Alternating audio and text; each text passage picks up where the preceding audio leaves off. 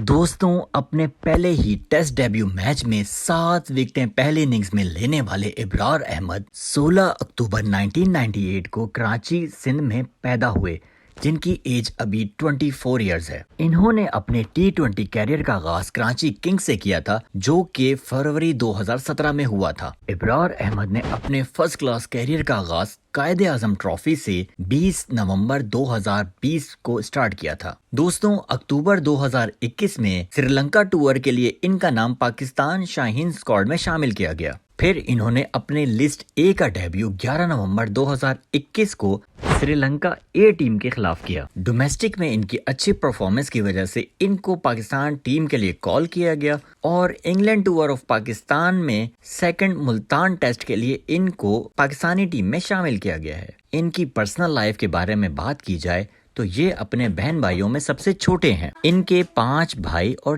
3 sisters ہیں۔ ابرار احمد حافظ قرآن بھی ہیں اور یہ پختون فیملی سے تعلق رکھتے ہیں۔ ان کا گاؤں شنکیاری، جو کہ مانسیرا کے پاس خیبر پختونخوا میں ہے، وہاں سے موو کر کے کراچی شفٹ ہوئے۔ ان کی ہائٹ 6 فٹ ہے اور لیگ بریک گگلی بالنگ کراتے ہیں۔